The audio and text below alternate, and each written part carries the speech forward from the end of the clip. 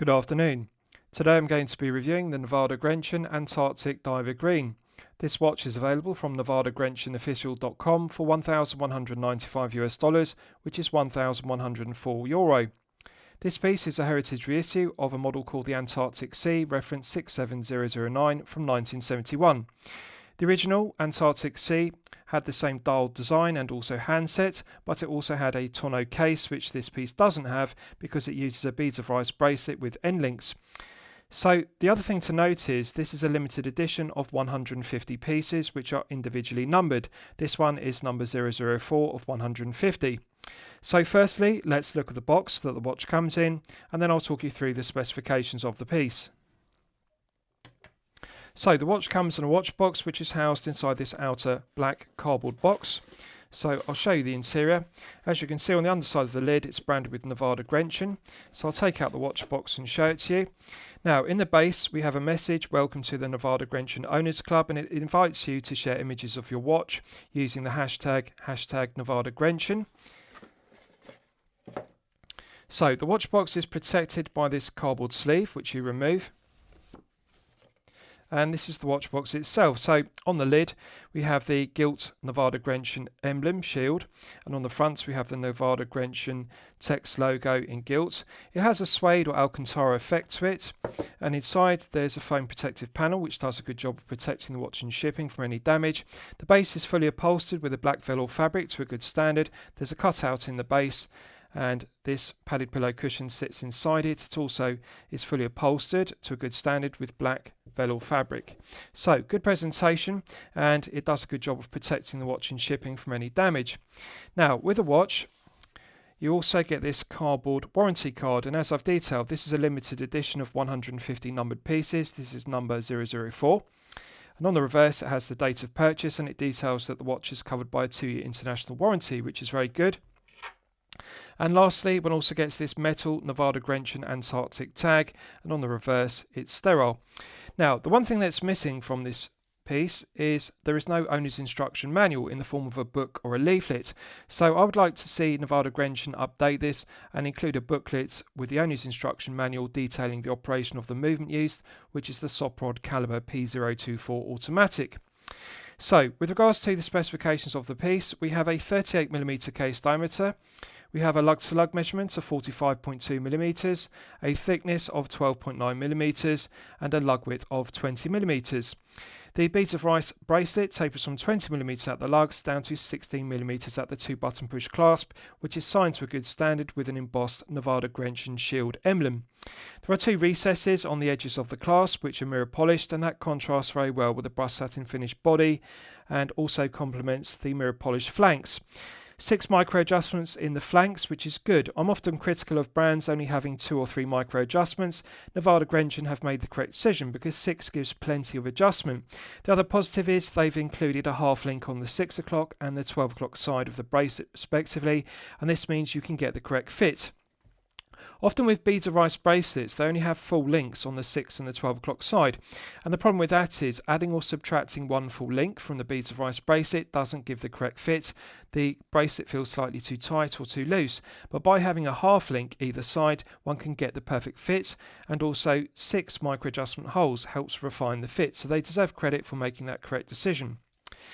We have a boxed double dome sapphire crystal with AR coating on the underside, and the anti-reflective coating does an outstanding job of reducing the glare and the highly reflective nature of the silver mirror polished and brushed satin finished handset, and also the silver mirror polished applied indices at 12, 9, 6 and 3. So good symmetry to the dial because this piece is the no date version. They also make this Antarctic diver with a date complication if you prefer the date version, so good to have the 2 options. The other thing is it's also available on a plethora of strap options, and they also include a flat link bracelet option if this beads of rice bracelet is not to your personal liking. So box top hat crystal has a flat profile to it. It's double domed, curved on the underside and also on the top side, which reduces the distortion magnification effect. The AR coating works well, and I like the box top hat profile because it gives it the vintage aesthetic of an acrylic crystal, which is what was used on the Antarctic Sea from 1971, which this is inspired by or an homage to. So With regards to the bezel, the original from 1971, the Antarctic Sea, used an aluminium bezel insert which had the same mil-sub style 60-minute ticks and triangle as well as the Arabic numerals. Nivada Grenchen have made the correct decision here because they've updated it to modern day specification. This is made from ceramic, which of course is harder and more scratch resistant than aluminium, but also they've inlaid the minute ticks and the Arabic numerals and the triangle with C1 Superluminova, which enhances it because the original just had silver aluminium, and this is better. The legibility is better, but also of course in the dark it performs better because you can see the minute ticks and the Arabic numerals in the dark because of the C1 Superluminova. Now, the dial is my favourite aspect of the piece, and as I've detailed, this has the same original dial design and handset as per the original Antarctic Sea reference 67009 from 1971, and the text on the dial is also the same for the Nivada logo because they used the original 1971 emblem rather than the modern shield emblem. So, for clarification, if you look at the clasp, you can see it has the contemporary Nivada Grenchen shield emblem, which matches the Nivada shield on the crown. But on the dial, they've used the original 1971 emblem, which predated the use of the shield, and that is good. Purist Nivada Grenchen collectors will appreciate that. The only real difference is on the dial, at 6 o'clock it says Antarctic Diver rather than on the original from 1971 it said Antarctic Sea, so that's the only slight difference, and the tonneau case is the other difference. On the original it was a tonneau case. This has a no crown guards case, but as you can see it has end links for the beads of rice bracelet, so they couldn't use a tonneau case. So proportions are very similar to the original Antarctic Sea from 1971, 38mm case by 45.2 long. So I like the green sunburst dial. The quality of the printing of the white minute ticks on the chaptering is crisp and high definition. It's not too thick and blurry. The font is nice and fine and sharp. It's not too thick. And I personally prefer the no date version because we have the perfect symmetry of the applied silver indices at 12, 9, 6 and 3. But however, this is subjective. Some collectors, purist Nivada Grenchen collectors, prefer to have the framed silver date complication at 3 o'clock as per the original Antarctic Sea from 1971. But I like the no-date version of it. So, with regards to the case, it's solid 316L grade stainless steel. Brushed satin finish to the tops of the lugs, and that contrasts with the mirror polished flanks. Nice large crisp edge, which marks the transition between the tops of the lugs and the flanks. Nice curved undercut, no sharp edges to the undercut, and the tips of the four corners of the case are deburred and chamfered to a good standard. The bezel is knurled finish, as you can see, low profile, and it's got a nice beveled profile to the ceramic bezel insert, and I like the way the box top hat crystal projects above it.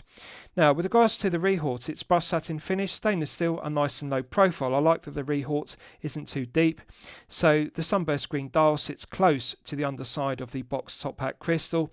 It does give the visual impression of the original Antarctic Sea from 1971. It does look visually very similar to a acrylic domed crystal, but of course sapphire crystal is hard and more scratch resistant. Has blue tinted AR coating. Now subjectively I think it would look better with clear AR coating because this isn't a blue sunburst dial. I think blue AR coating works well with blue dials, but this is a green sunburst dial and it would improve the clarity and also the tone of the dial if they use clear AR coating rather than blue tinted, because when you tilt the piece at an oblique angle you can see the blue hue of the blue tinted AR coating. But this is subjective. Some collectors actually prefer blue AR to clear. Now, with regards to the bezel, it's a bidirectional bezel, so that may come as a surprise to you because the contemporary standard is for 60 click or 120 click unidirectional bezels on a dive piece, but I'm not going to be critical of it in this case because the original Antarctic Sea did have a bidirectional friction bezel because it was made in 1971 and it predated the use of clicking bezels, which were a later innovation, and they came into use in the 1980s. So this does have a very similar friction based bezel. It doesn't click and it feels exactly the same both clockwise and anti-clockwise. In terms of resistance, it has a light resistance. I personally would prefer it if it had a heavier resistance. So to put this into perspective, it feels lighter than the bidirectional friction bezel used on the Vostok Amphibia, and I think that they should have a firmer resistance similar to a Vostok Amphibia. Now, some collectors might like it because it does feel very similar to the original. I think this is one area they could have updated to modern day specification, because they've updated the bezel from aluminium to ceramic, which is positive because it's harder and more scratch resistant, but they could have introduced the 120 click unidirectional bezel to also bring the bezel up to modern day specification. Purist Nivada Grenchen collectors will appreciate that it has the same friction based bezel without clicks, and it's bidirectional rather than unidirectional as per the original Antarctic Sea. So it does feel very similar to a 1971 Antarctic Sea, and of course it's subjective. It depends on whether you like the vintage aesthetic or the vintage feeling of it. I personally prefer modern 120 click unidirectional bezels. It feels smooth all the way through the 360 degrees, and the resistance feels even. It doesn't get tighter or looser, but I just think it's slightly too light. I prefer heavier resistance to friction bezels. I think the Vostok Amphibia gets it better because it's firmer. But needless to say, we don't need to check for back play because it's bidirectional. There's no lateral side-to-side play, so it feels nice and tight, and it does feel smooth, so it is well executed. With regards to the crown, it's solid 316L grade stainless steel. Coin edge finish to it, nice chamfer to the tips of the teeth, so it doesn't have any sharp tips to the coin edge teeth, and it's embossed to a good standard with a Nivada Grenchen shield emblem, which is good, very aesthetically pleasing, correctly proportioned, and the lack of crown guards gives it a vintage aesthetic, similar to the tonneau case used on the original Antarctic Sea. So let's test the execution. Silky smooth. This is sublime screw down crown execution, minimal number of turns. There's a perfect interface between the internal thread of the stainless steel crown and the external thread of the stainless steel crown tube. So the screw down crown provides an effective hermetic seal to 200 metres of water resistance, which is strong specification. When it's unscrewed, we're now in the manual wind position, and one can manually wind the Soprod caliber P024 automatic to its maximum 38-hour power reserve. In terms of how it feels, the caliber P024 feels exactly the same as the ETA 2824-2, which it is a clone of, and also the Sellita SW200-1, which is also a clone of the 2824-2. There's no discernible difference. One can feel the tension in the mainspring gradually building up to its maximum 38-hour power reserve. So it feels the same to manually wind the Soprod caliber P024 as it does the SW200-1. Exactly the same. Now, as I've detailed, this piece, the Antarctic Diver, is available in date and no date versions. This is the no date, but they both use the same caliber P024. The negative of that is the P024 is a date complication movement. So there is a date wheel beneath the dial still present, although we don't have a date complication, and therefore there is a phantom date setting position. So there are two clicks on the crown. When you pull out the crown to the first click, that is the date setting position on both the no date and the date versions, and you can still feel the dates clicking over beneath the dial, so one has to live with that. That's the negative of them using the same caliber for both the date and the no date versions of this piece. So pulling it out to the second click position hacks the movement, and if you look at the second hand, you can see it's now stopped dead, so it's possible to set the time precisely to the second with a caliber P024. Feels nice and light.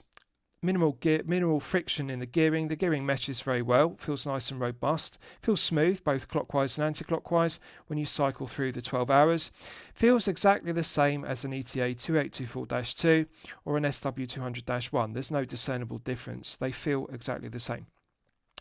Now, minimal backplay, and in terms of backplay, it doesn't have a lot of slack to take up, has the same amount of backplay as an ETA 2824-2, and also has the same backplay as an SW200-1. So it has that slight backplay. You have to get used to taking up the slack, but once you become accustomed to it, it does feel okay. Pushing it back in, it's got a nice positive click, and that restarts the movement. You can see the second hand begins to sweep around the dial at the characteristic 4 Hz sweep. This is one thing I like about the P024. Like the ETA 2824-2, which it is a clone of, or the SW200-1 respectively, it has the same 4 Hz sweep. With 3 Hz movements, they have a stutter or judder to the second hand. I personally prefer the smoother 4 Hz sweep running at 28,800 vibrations per hour. So nice smooth sweep to it, doesn't stutter or judder. Let's test screwing the crown back down. Instant thread pickup. There's a perfect interface between the internal thread of the stainless steel crown and the external thread of the stainless steel crown tube. Feels silky smooth, good quality control, builds quality and refinement, and I like it. I think they deserve credit because it is a very well executed screw down crown. It's correctly proportioned, you can get good purchase with your index finger and thumb, feels very grippy and tactile, but it doesn't feel sharp. It's been deburred very well. So let's look at the bracelet and clasp in detail. So beads of rice bracelet, end link articulates smoothly, doesn't feel stiff or kink, doesn't have excessive play in any direction, longitudinal, lateral, side to side or up and down play, very good. Screw pins are good. I'm pleased to see they didn't use the cost cutting measure of push pins in the beads of rice bracelet. Screw pins are more expensive in terms of production costs, but they tighten up the links. So doesn't rattle, but articulates smoothly. The links do not feel stiff, they don't kink, but they do not have excessive play. So it doesn't rattle, doesn't pull arm hairs. Brush satin finishing to the outer links is good, beautiful luster to it. Centre links to the beads of rice links are mirror polished to a flawless standard, so it's aesthetically very pleasing. Brush satin finishing is good, mirror polishing is good, and also the mirror polishing to the flanks is done to a flawless standard. No sharp edges to the top edge or the lower edge of the flanks. It's a very well built bracelet. Let's check the other side for continuity. Again, articulates freely, doesn't feel stiff or kink, doesn't have excessive play in any direction, doesn't rattle. These screw pin links do not have excessive play, but they articulate freely. So to put this beads of rice bracelet into perspective, it is equal quality to the HDP Diver 200M, which I reviewed. That also had a beads of rice bracelet, and it's better quality than the beads of rice bracelet on the Doxa Sub 200 and also the Doxa Sub 300T, which I previously reviewed. They had a sloppy bracelet on both of those pieces. They rattled, there was excessive play, and I disliked those beads of rice bracelets. This is better quality than the Doxa beads of rice bracelet. It is equal quality to the HGP bracelet, which is made by NSA, which is high quality. The other thing I like about it is they've made the correct decision with the taper. 20 to 16 is perfection personified. It is the perfect taper for a 38mm. So I'm pleased they didn't use, for example, a 22 to 18 as per the Doxa, which is used on the Sub 200 and the Sub 300T. The bracelet is too thick. Also, the thickness of the links is nice and slender. They didn't make the links too thick, which is often a problem with beads of rice bracelets. There's too much meat, and therefore the bracelet doesn't balance the head of the piece. These beads of rice links are nice and low profile. It wraps around the wrist very well as a result. Taper is good, proportions are good. So, screw pins are good. They didn't use the cost-cutting measure of push pins. Articulates smoothly, doesn't pull arm hair, doesn't rattle. Beautiful. I think they deserve credit. This is a very well built and good quality control beads of rice bracelet. So the clasp has the vintage style of a Nivada Grenchen clasp, such as the ones used on the Antarctic Sea from 1971, and I like the mirror polished lines on the edges, which are recessed, and the brush satin finishing has a beautiful luster to it. The embossed shield is good. Nice heavy gauge to the 316L grade stainless steel, does have a vintage aesthetic to it, and I like to see 6 micro adjustments as I've detailed. Plenty of adjustment, also nice to see 2 half links. 2 button push triggers are mirror polished, no sharp edges, nice firm resistance, opens freely. Solid mill 316L grade stainless steel clasp as one would expect. Brush satin finish to the top side, underside and flanks. Doesn't have sharp corners to the internals, so that's good. No sharp edges to the top edge or the low edge of the flanks. So it's been deburred and chamfered very well. Let's check the hinge pins. Left hand hinge pin does have some play. It's not excessive, it is acceptable. Articulates freely, doesn't feel stiff or kink. There is some lateral side to side play, up and down play, but it's moderate, so I think it's okay. Let's check the centre hinge pin. Articulates freely, does have some very slight play, but again it is acceptable. The tolerances are okay. Finally, let's check the right hand hinge pin. Minimal play, so doesn't rattle, doesn't have excessive play. There is some slight lateral side to side and up and down play, but it is okay. I think at this price point of $1,195 or €1,104, it is acceptable. The tolerances are good enough.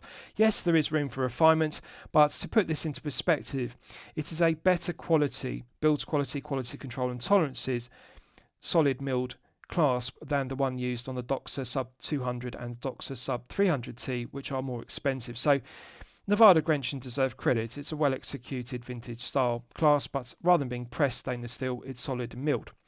So good quality. Let's look at the case back. So as you can see, solid 316L grade stainless steel case back, but the centre is inlaid with gilt, and it's a pressed centre which is embossed. It has the vintage Nivada Grenchen penguin emblem, which is a nice touch because it does give the aesthetic of the original, which this is based upon, the Antarctic Sea from 1971, which used the penguin shield. So gilt centre adds some interest to it. Also has the classic Nivada and Antarctic logo. The circumference is engraved with the specification, also says it's limited edition with the number 004, which is of 150 pieces. Nice mirror polished circumference to it, and I also like the fact that it's low profile. If you look at it, it's not a bubble back case back, which one would expect with an automatic powered piece. So it's got a nice flat profile to it, and the benefit of that is this piece is 200 meters water resistant, but it is only 12.9 millimeters thick, which is very good. Feels nice and smooth. The embossed penguin and Nivada Antarctic text doesn't feel rough or sharp, so they've done a good job of polishing it. And also the engraving to the circumference isn't sharp either. They've polished it very well. Concentric CNC lathe tool machining to it is very good. It refracts the light, and the mirror polishing is done very good. No sharp corners to the flats, and it does look very aesthetically pleasing, like a vintage case back used in the 1970s. The solid end links are a good tight fit to the head of the piece. Nice curved profile to the undercut to the head of the piece. Doesn't have sharp edges to the flanks, and the tips of the lugs have been deburred and chamfered on all four corners. So quality of the finishing to the head of the piece and the case back are excellent. Right, so I'll give you a wrist shot and you can see how it fits on my 8-inch wrist. Now, I haven't sized the bracelet, and I'm pleased to report that it does come with a long bracelet. I can easily slide 2 fingers beneath the bracelet and clasp at all times, and that indicates this would fit a very large wrist of even up to 9 inches.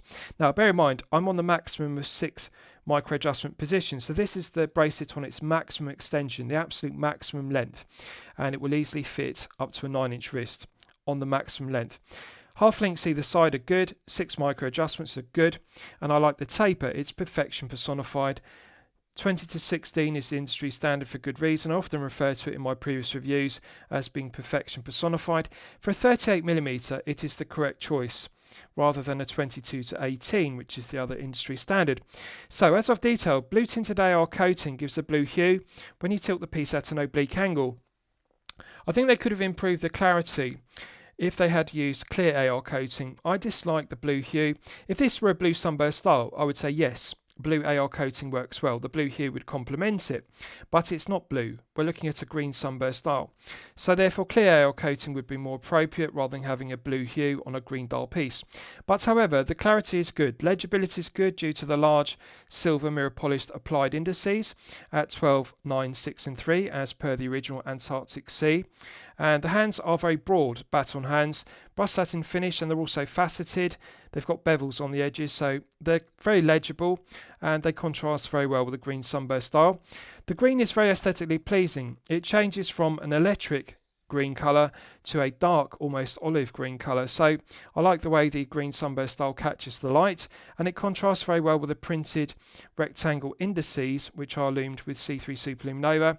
Perfect colour tone match between the C1 green lume used on the handset and the printed indices. So legibility is good. Box top hat profile gives it a vintage aesthetic. Ceramic bezel insert is clearly legible with the white minute ticks and the white Arabic numerals. High definition engraving. They've done a very good job of infilling it with C1 Super Lume Nova. I like the knurled profile to the bezel. Gives it a vintage aesthetic rather than using a coin edge bezel or knurled bezel. Gear tooth bezel. And it does look like a very aesthetically pleasing piece. In terms of comfort level, it's excellent. In terms of feel-good factor, it's also excellent because the case curves around the wrist. This does not sit on top of the wrist like a slab of 316L grade stainless steel. Feels very similar to a tonneau case. The end links curve around the wrist very well, so we don't get a large gap, even though it doesn't have female pivoted end links, as per a Jubilee style or Oyster style bracelet. So the beads of rice bracelet does articulate very well. Curves around the wrist very well, feels very smooth, doesn't feel sharp, doesn't pull arm hairs. I like the curved undercut to the flanks. And it really does sit on the wrist very well, wraps around it very well. Now it is 38mm, but it does wear with wrist presence. It feels more like a 39 and looks more like a 39 or even a 40, even though it doesn't have crown guards. So visually, although it is a 38, I would say it looks and wears more like a 39. Does give a vintage aesthetic, does have vintage proportions, relatively short lug to lug of 45.2. Now, the thing I like about it is, even though it has a box top hat crystal, it's not too thick and too tall. Anything below 13mm is the sweet spot, as you'll know from my previous reviews. This is 12.9, so it's just a fraction below the perfect sweet spot of 13mm. So it will easily slip underneath the shirt cuff, and that makes it practical for a daily wear piece. The beads of ice bracelet looks good, and it feels good. It feels comfortable, and also the clasp looks correctly proportioned. It's low profile. It wraps around the wrist. It's not too proud. It doesn't stick out too far from the wrist, and also the length is correct. Even if you have a smaller wrist of 6 to 7 inches, it's not too long. So nice curved profile to it. Looks good. Feels good. No sharp edges to it. So comfort level good, feel good factor good, and nice vintage looking piece. Looks very similar to the Antarctic Sea from 1971, which it is based upon. So I like it. Comfortable, feels balanced. 143 grams is below the sweet spot of 150, and that's with all the links in the bracelet. So you could even reduce it to 135 if you remove 3 or 4 links to fit a 6 to 7 inch wrist. So feels balanced, doesn't feel top heavy, and I like the comfort level. So let's do a Lume test, and we'll see how the Lume performs when it's charged up to the absolute maximum. So this uses C1 Super Lume Nova. C1 has a whiter tone than C3. The exciter is whiter, more like X1, and it gives the exciter additional performance. It makes it glow brighter than C3. I think they've made the correct choice with C1 here because it glows green rather like the tritium used on the original Antarctic Sea from 1971. Tritium was, of course, discontinued because it was radioactive, and then it was succeeded by Luminova and then later Super Luminova. So this has a very similar green tone to the tritium used on the original. Right, so that's now fully charged, and as you can see, it has not disappointed. Now, the benefit of them upgrading from the original aluminium bezel insert to ceramic is they've been able to engrave the ceramic and inlay it with C1 Super Luminova. Nice large triangle, minute 6 all the way round, and also the Arabic numerals fully loomed. Very good. Now, good colour tone match between the ceramic bezel insert, the printed indices, and also the baton hands. Green tone is very good. Now, you can see the difference between C1 and C3 respectively. C3 has a darker green tone, but as I've detailed, the exciter in C1 is whiter and it glows more like X1. It has a whiter tone to the green. In terms of colour tone, there's a good colour tone match between the bezel insert, the dial, and also the handset. The benefit of using the large baton hands, which are similar proportions to the original Antarctic Sea from 1971, is they allow for a large area or a large plot of C1 to be applied. Now, we're clearly looking at 5 to 6 layers of C1 on the ceramic bezel insert, the printed indices, and also the baton hands, rather than the cost-cutting measure of 3 to 4. So they deserve credit. Often mid-tier brands will use the cost-cutting measure to cut production costs. They only apply 3 to 4 layers on the dial or hands. This is clearly 5 to 6. The exciter is continuing to glow brightly, and it will continue to glow for a good length of time without fading. Also, the clarity, in terms of the minute ticks and the Arabic numerals and the triangle on the ceramic bezel insert, they're nice and sharp and crisp. They don't look blurry, so they've done a good job of engraving the ceramic. They've also done a good job of inlaying the C1 Super Luminova into the minute ticks and the Arabic numerals, so it's very well done. Now, the dial has good symmetry, as I've detailed, because this is the no-date version, and I think they've made the correct choice because they've perfectly replicated the proportions of the printed indices. This has the exact same dial layout with the rectangle indices printed on the dial as per the original Antarctic Sea from 1971, which used tritium. So excellent performance, no cost-cutting measures, good symmetry to the dial. Baton hands perfectly match the green tone of the printed indices. Right, so let's discuss the movement used. So as I've detailed, this is powered by the Soprod caliber P024 automatic, which is a clone of the ETA 2824-2. So like the 2824-2, it has 25 joules. It runs at 28,800 vibrations per hour and a frequency of 4 Hz. It has hand bonding and hacking, which use for complications, and they work well as I've demonstrated. Has a quick set date complication, which of course is useful for the date version of this Antarctic diver, but the negative is they're using the same caliber P024 for both the date and the no date versions respectively. So this still does have a date complication. The date wheel is still present beneath underneath the dial, therefore it does have a phantom date setting position. There's 2 clicks on the crown. It's a shame they didn't delete it or use an alternative caliber without a date complication for the no date version. But this is subjective. For the majority of collectors, it won't be a problem. They won't consider it a negative that this does have a phantom date setting position. 38-hour power reserve is perfectly acceptable. The hand winding and hacking work well, and also the time setting works well. The stated accuracy of the caliber P024 is plus or minus 12 seconds per day, so rather wide accuracy range. However, I want to give due credit to Nivada Grenchen because they're doing a good job of regulating the P024s they're using. This one is running consistently at plus 6 seconds per day, which is actually within chronometer grade accuracy of -4 to +6.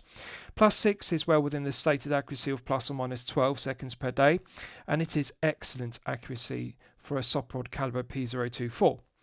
In terms of reliability, build quality, quality control and materials, there's no discernible difference between a P024 and the ETA 2824-2, which it is a clone of, or alternatively the SW200-1, which is also a clone of it.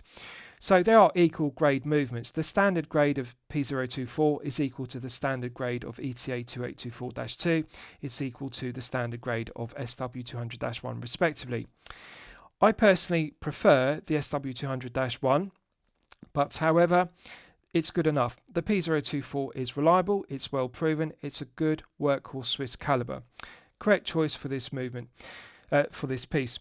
So, lastly, I'll summarise the piece. What do I think of it overall? Well, when I'm considering reviewing a watch on my channel, the watch meets 2 criteria. It should be both excellent quality and excellent value at the respective price point. So, mid-tier piece, the price point is $1,195 which is €1,104. I'm going to declare it good quality, and I'm going to declare it okay value. I'm not going to say good value or excellent value because it does face some stiff competition in the mid-tier at €1,104. Yes, it is good quality. There is room for some refinements with regards to the bezel execution. I think they should update it to 120 click unidirectional bezel, but as I've detailed, this is subjective. Some collectors, especially purist Nivada Grenchen collectors, will appreciate it has the original bidirectional friction bezel as per the original Antarctic C from 1971, which this is based upon. But I think they've updated to ceramic and fully lumed it, so they should have updated the bezel mechanism to 120 clicks versus bidirectional friction. But other than that, the build quality, quality control, materials and finishing are outstanding throughout. No cost-cutting measures such as the use of push pins. I'm pleased to see screw pins. The screw-down crown is silky smooth. Bezel feels good, doesn't have lateral side-side play, feels smooth and even. So the quality control is there. Build quality is there, but the value is okay. I'm not going to say good or excellent. They need to reduce the price point in order to make this good or excellent. Quality is good, it just needs some refinement with regards to the bezel. So I'm going to recommend it to you for consideration. I hope you've enjoyed my review of the Nivada Grenchen Antarctic Diver Green. Please feel free to post your own comments below the video. Thank you for watching.